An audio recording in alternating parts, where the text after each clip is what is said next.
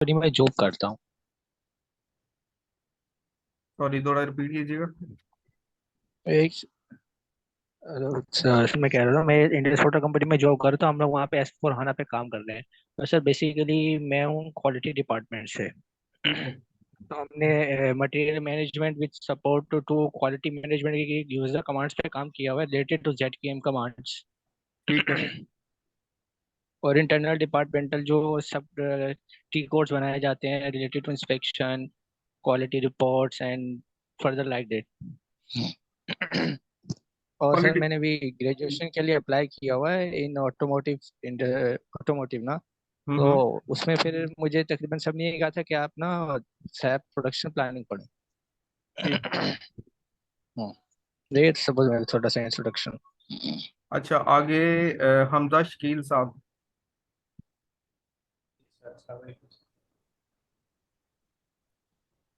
आवाज आ हमजा। रही है? जी हमजा साहब, थोड़ी सी आवाज़ आपकी कम है। और सर आवाज आ रही है? जी जी, आ रही है, आवाज़ थोड़ी सी कम है। माइक थोड़ा करीब करके थोड़ा इंट्रोडक्शन दीजिएगा ज़रा।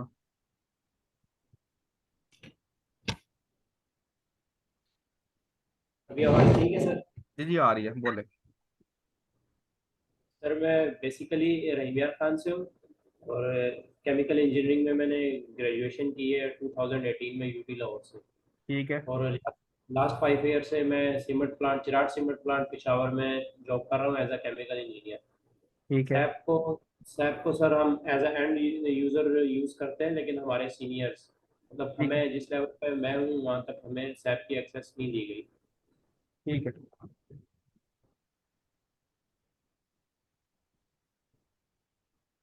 और इसके अलावा कोई पीपी के ऊपर क्या आपने किया हुआ कुछ? नहीं सर, पीपी के ऊपर मैंने नहीं किया हुआ कुछ। अच्छा चला, ठीक है जी, मैं आपको ज़रा अपना शॉर्ट सा इंट्रोडक्शन दे दूँ। मेरा नाम सैफुल्ला है। अ, मुझे तकरीबन 11 साल हो गए हैं एसएपी के अंदर। I am certified from SAP in PP module, material management and also in quality management, warehouse management. Supply chain के सारे ही मॉड्यूल मैंने सर्टिफाइड किए हुए हैं। और इस वक्त एज ए मैं टीम लीड फैसलाबाद के अंदर एक टेक्सटाइल कंपनी के अंदर जॉब कर रहा हूँ। ये जो हमारा आज का सेशन होगा ये प्रोडक्शन प्लानिंग के हवाले से होगा कि production planning, what is the production planning, how we can understand the production planning, how we can put the data in a system, कैसे हमने सिस्टम के अंदर डाटा एंट्री करनी है, किस तरह हमने रिपोर्ट्स लेनी है। और एसएपी क्या, बेसिकली सबसे पहले तो हमें एसएपी का बताना चाहिए। प्रोडक्शन प्लानिंग तो बड़ी आगे जाके चीज़ है कि हमने किसी चीज़ की प्लानिंग करनी है। तो सबसे पहले तो हमें एसएपी का पता होना चाहिए कि एसएपी क्या चीज़ है, कहाँ से आई थी, क्यों इस्तेमाल किया क्यों जाता है, इसका फ़ायदा क्या है, इसका नुकसान क्या है। तो सबसे पहले तो इंट्रोडक्शन आपको एसएपी का होना चाहिए। उसके लिए मैं एक छोटी सी प्रेजेंटेशन आपको दे देता हूँ एसएपी के पॉइंट ऑफ व्यू से।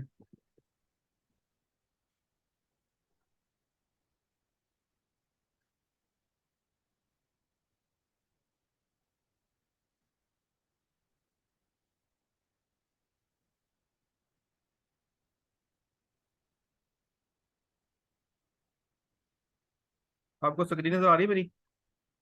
Yes sir. अच्छा, इसमें सबसे पहले तो है कि हमें एसएपी को समझने के लिए सबसे पहले ईआरपी सिस्टम को समझना जरूरी है कि what is ERP, why ERP is required, various ERP products in the market. और इसके बाद इंट्रोडक्शन टू एसएपी, एसएपी आर3 एप्लीकेशंस। ये कुछ चीज़ें हैं जो हमें जो है वो सीखने की ज़रूरत है, समझने की ज़रूरत है।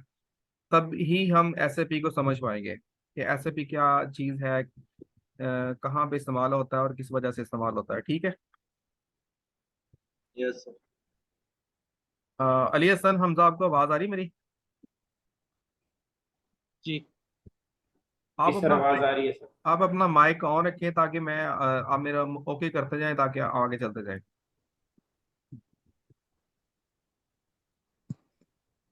जी जी सर आवाज आ रही है। अच्छा, सबसे पहले है इंट्रोडक्शन टू ईआरपी। जो टिपिकली एंटरप्राइज स्ट्रक्चर जो है, एक ईआरपी सिस्टम है, उसको समझने के लिए सबसे पहले ये जरूरी है कि किसी भी बिजनेस का स्ट्रक्चर जो है, ईआरपी स्ट्रक्चर जो है वो कहाँ से शुरू होता है। तो ईआरपी स्ट्रक्चर आपका सेल्स से बेसिकली शुरू होता है, कि सेल्स आपका वो डिपार्टमेंट है जिसके थ्रू आप किसी भी कस्टमर को प्रोडक्ट्स जो है वो सेल कर रहे होते हैं, और किसी भी कंपनी का इनकम का सोर्स आप बन रहे होते हैं। सेल्स डिपार्टमेंट जो है वो आपका कनेक्टेड होता है आपके इन्वेंट्री डिपार्टमेंट से, और इन्वेंट्री डिपार्टमेंट के अंदर बेसिकली आपकी सारी की सारी स्टॉक्स जो हैं वो पड़े होते हैं। ये जो what is inventory, finance, HR, production planning, इन चीजों का तो आपको पता है, आइडिया है सबको। जी जी सर, आइडिया। अच्छा, सेल्स डिपार्टमेंट के पास जब भी कोई कस्टमर आता है, ठीक है, तो उसके लिए क्या चाहिए होते हैं कि आपको स्टॉक चाहिए होता है, कि हमने जो स्टॉक बेसिकली सेल करना होता है। तो स्टॉक को सेल करने के लिए अगर स्टॉक तो अवेलेबल होगा तो कस्टमर को चीज़ सेल कर दी जाएगी।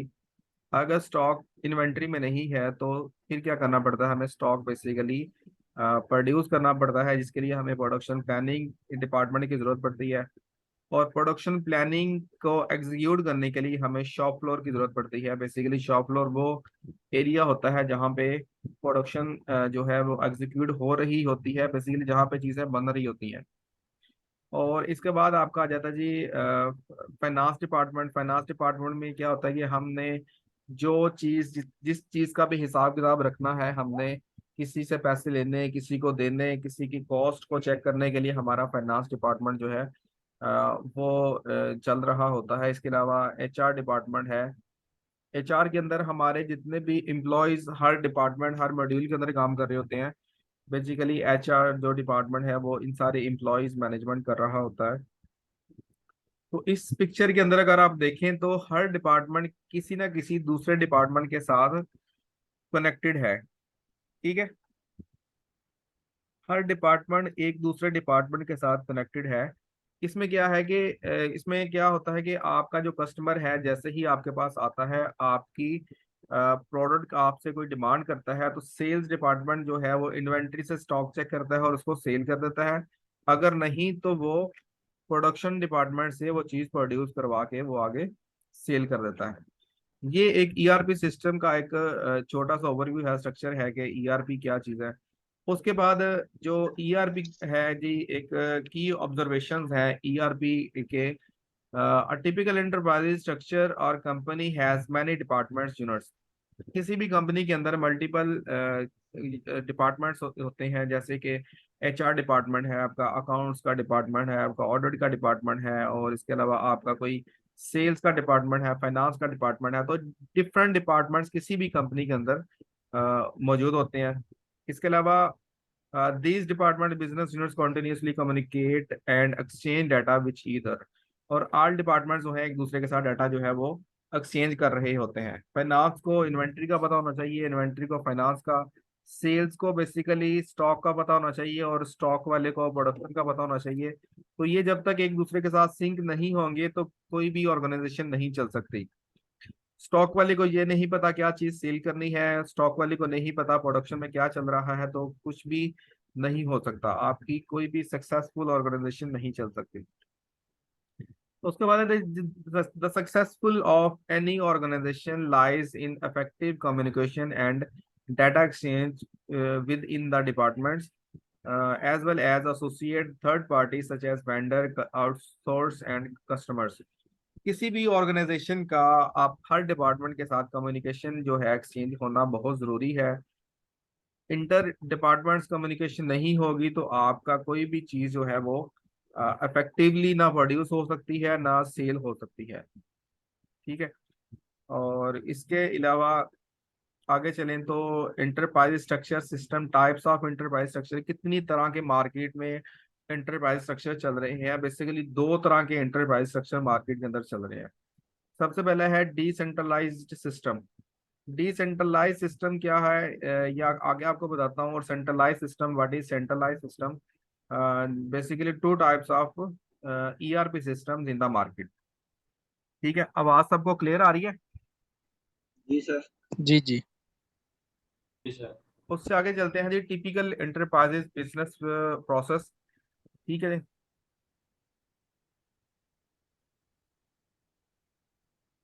ये है जी आपका एक डिसेंट्रलाइज सिस्टम। डिसेंट्रलाइज सिस्टम अगर आप देखें तो आपका जो सेल्स डिपार्टमेंट है वो आपका इन्वेंट्री के साथ कनेक्टेड है और प्रोडक्शन के साथ कनेक्टेड है।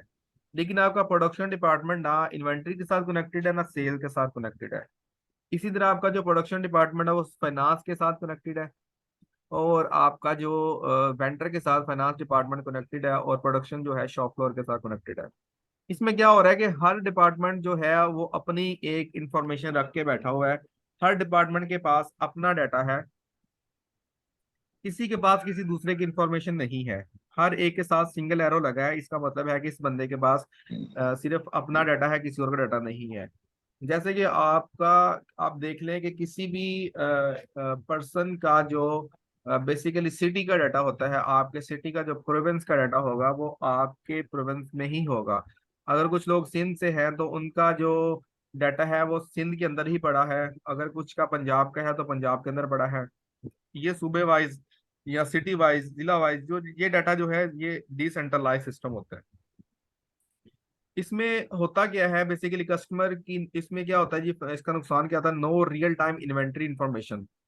रियल टाइम इंफॉर्मेशन इसलिए नहीं होती कि सेल्स वाले को ये नहीं पता कि इन्वेंट्री में क्या पड़ा है, सेल्स वाले को ये नहीं पता प्रोडक्शन में क्या चल रहा है।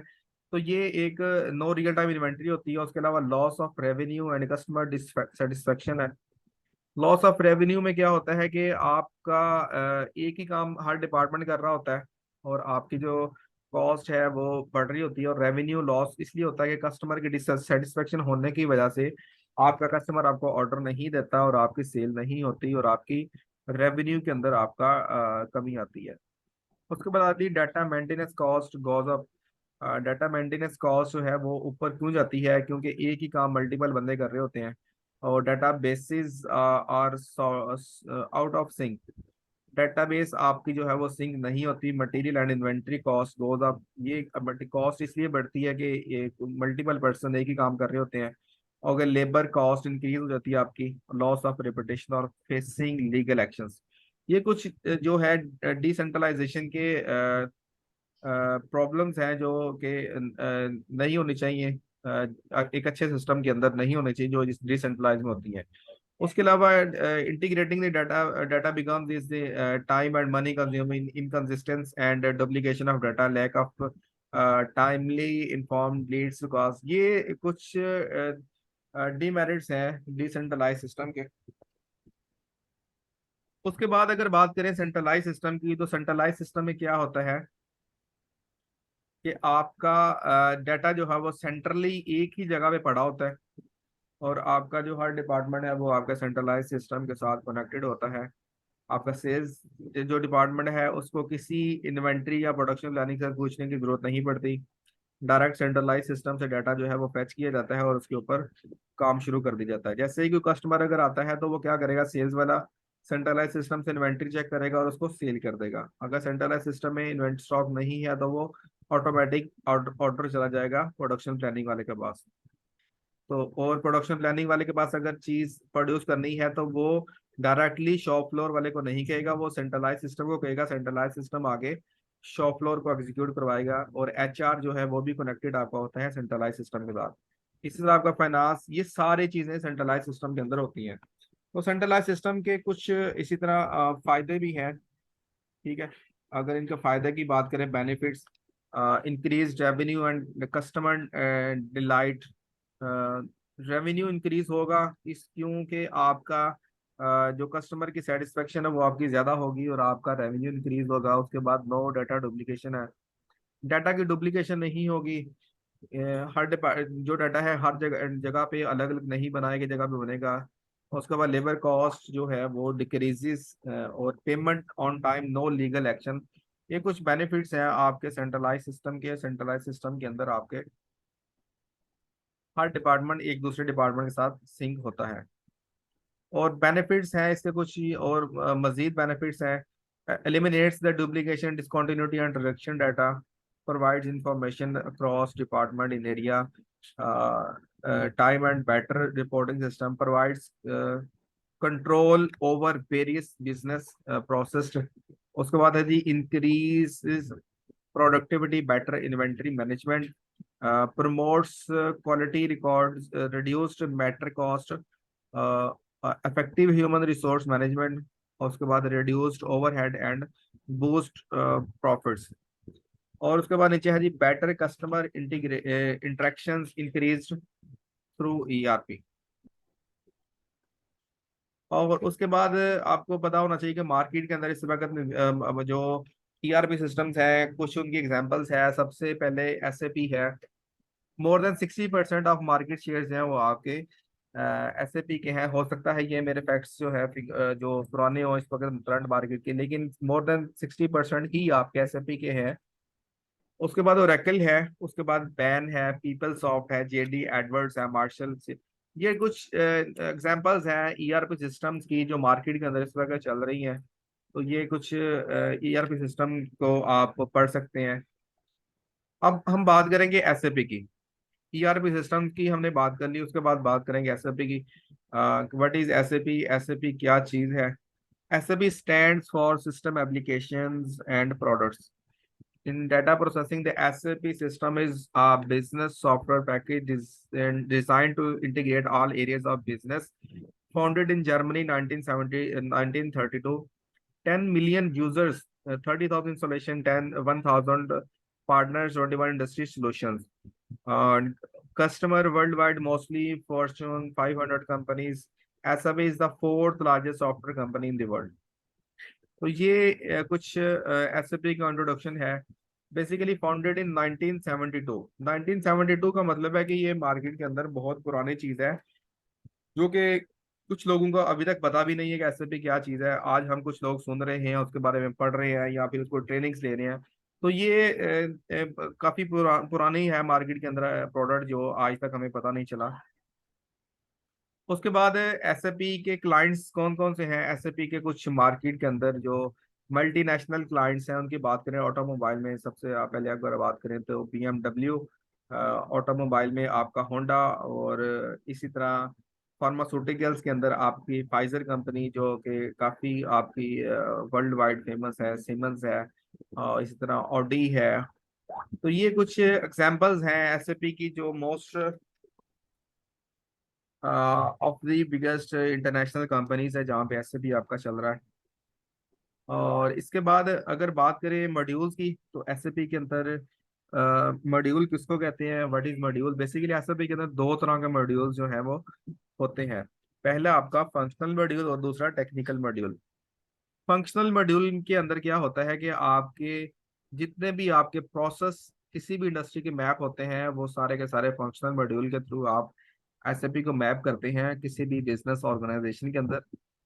टेक्निकल मॉड्यूल के अंदर आपके बेसिकली ABAP मॉड्यूल, जो डिफरेंट टेक्निकल मॉड्यूल्स हैं, लेकिन ABAP normally advance business application and products जो है वो जाने जाते हैं, जिसके अंदर SAP की अपनी एक लैंग्वेज है ABAP, जिसके थ्रू हम SAP के अंदर कोई कस्टमाइजेशन करना चाहें, कोई इन्हांसमेंट करना चाहें, कोई एप्लीकेशन, कोई रिपोर्ट, तो ये ABAP सिस्टम एक टेक्निकल मॉड्यूल है जिसके थ्रू हम सिस्टम के अंदर कोई भी इन लैंग्वेज काम कर सकते हैं।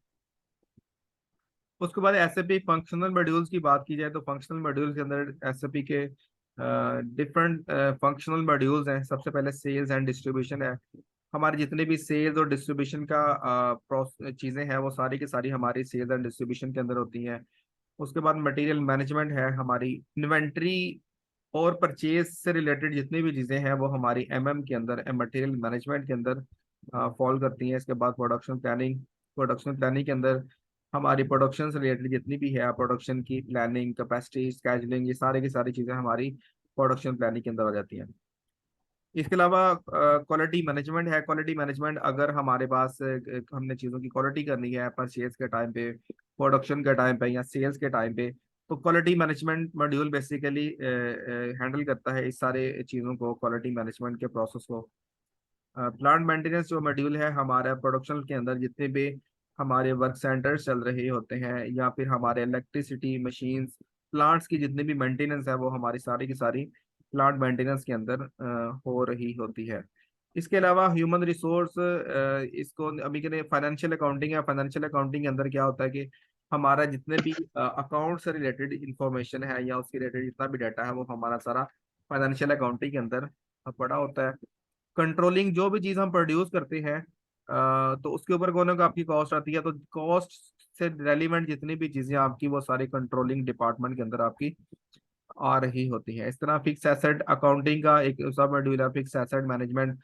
किसी भी कंपनी के जितने भी एसेट की मैनेजमेंट है वो सारी के सारी आपकी एसेट के अंदर, एसेट वाले मॉड्यूल के अंदर आपकी आ रही होती है। इसके अलावा प्रोजेक्ट सिस्टम है, पीएस एसएपी का प्रोजेक्ट सिस्टम है। पीएस सिस्टम के अगर किसी स्पेसिफिक प्रोजेक्ट के ऊपर आपने काम करना है, स्पेसिफिक प्रोजेक्ट रिलेटेड आपका मॉड्यूल जो है वो प्रोजेक्ट सिस्टम है। इसके अलावा वर्क फ्लो है।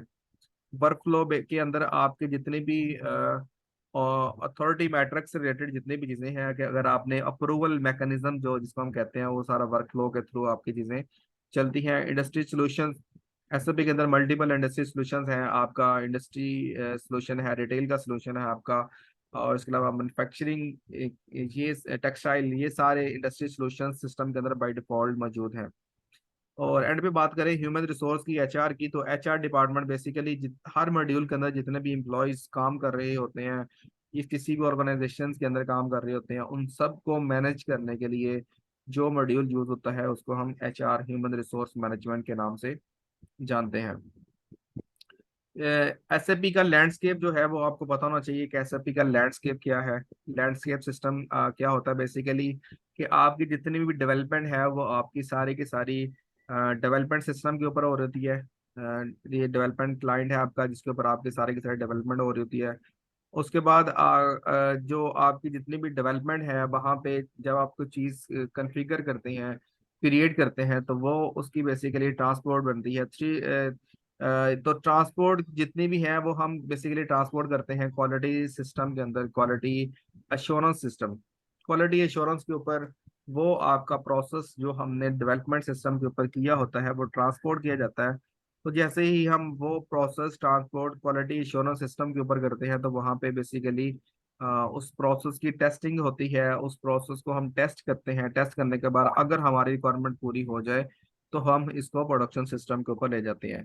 प्रोडक्शन सिस्टम बेसिकली वो आपका रियल टाइम सिस्टम होता है जहाँ पे आपकी किसी भी कंपनी का डाटा पड़ा होता है, जिसके ऊपर आपकी बेस पे आपके जो किसी भी कंपनी की balance sheet, profit and loss, आपकी इन्वेंट्री, ये सारी चीजें आपके जो लीगल अकाउंट्स हैं वो सारे के सारे रियल टाइम चल रहे होते हैं, वो आपके सारे प्रोडक्शन सिस्टम के ऊपर होते हैं। क्वालिटी इंश्योरेंस के ऊपर सिर्फ चीज़ों की टेस्टिंग होती है, किसी भी एप्लीकेशन की, किसी भी फॉर्म की, किसी भी रिपोर्ट की। और डेवलपमेंट सर्वर के ऊपर हमने सिर्फ सिर्फ डेवलपमेंट करनी होती है। तो अगर हमने कोई चीज़ मैप करनी है सिस्टम में, कोई चीज़ हमने बनानी है, तो वो सारी की सारी हमारी डेवलपमेंट सिस्टम के ऊपर बनती है। इसके अलावा एसएपी के एडवांटेज की बात करें तो एसएपी के एडवांटेज और डिफरेंट है। SAP suitable for any size of business from small to large size companies, simple and user friendly industry best practices and integrated solutions है। उसके बाद मॉड्यूलर है and customizable, shorter implementation time है, industry specific and supports all types of industries. और उसके बाद है जी आपका हायर स्केलेबिलिटी। हाँ ठीक है। तो ये है जी एक इंट्रोडक्शन टू एसएपी, कि एसएपी क्या है, how SAP we can implement in any organization. तो ये अगर आपको एक ओवरव्यू समझ आया हो कि एसएपी के अंदर हमने किस तरह चीज़ को लेके चलना है, तो अब इसके बाद अगर हम बात करेंगे अपने मॉड्यूल की स्पेसिफिक जो जिसका हमने सेशन शुरू करना है, वो है प्रोडक्शन प्लानिंग।